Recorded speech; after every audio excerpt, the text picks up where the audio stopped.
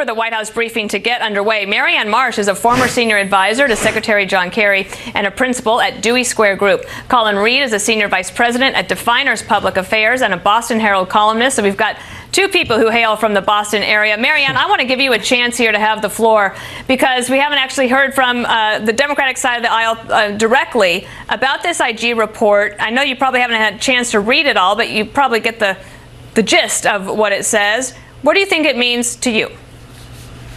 Well, 500 pages, I can read fast, but not that fast.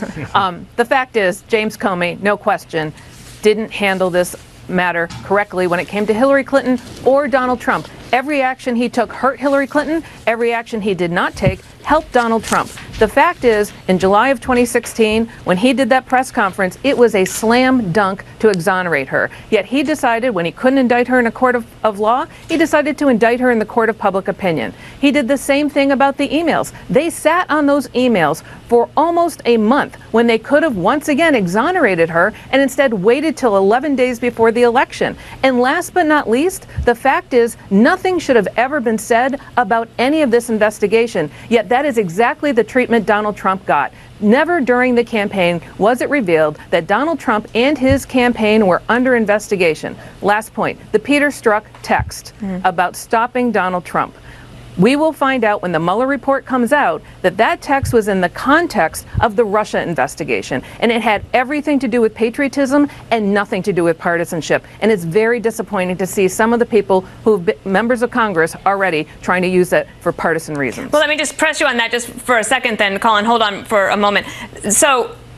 But Congressman Ratcliffe just said that those text messages would call into question the legitimacy of calling for a special counsel for the Mueller investigation. We know that Bob Mueller fired Strzok and Page as soon as he took over. But what about his contention that the text messages show that the president, if there's a negative finding by Mueller, will be able to say, well, this investigation wasn't even legitimate in the first place? What do you think of that? The fact is, the investigation into Russia's interference into our election began in the spring of 2015. Barack Obama's first briefing on the matter was in June of 2015. There were 17 agencies. The FBI was one of them involved in this investigation. Now you have this text in 2016. Already there was plenty of evidence of conversations and other coordination between the Trump campaign and the Russians. And I think that's what that text was about, not anything else. Okay, well, we'll see when that report comes out what happens there. Colin, let me ask you, for Democrats who think that this helps, makes Hillary Clinton's case, that the FBI was biased against her, what do you think of that? Well, to me, this whole report is about two people who are largely irrelevant and discredited at this point. Hillary Clinton, who's not the president, and whose decision to use a private email server set off this whole chain of events, and James Comey, who was fired, who's no longer the FBI director, and is someone who has the rare ability to unite left, right, and center in the belief that he didn't do a very good job in 2016, as Marianne just articulated. But what I don't think this report involves is Bob Mueller and his investigation. And I think it's important we not conflate the two, and that he be allowed to carry out his investigation so he can figure out the extent to which a foreign power may have interfered in our election in 2016, because whatever else separates us politically, I think we can all agree that we don't want foreign powers interfering in our elections.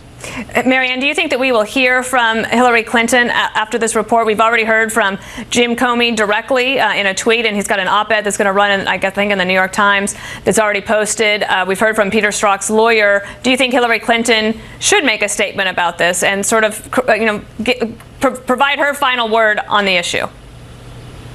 Well, I wouldn't be surprised if she tweeted or did something about it. The fact is, along the way, much of what Hillary Clinton said about Donald Trump during the campaign and about her treatment by James Comey and others has proven to be true.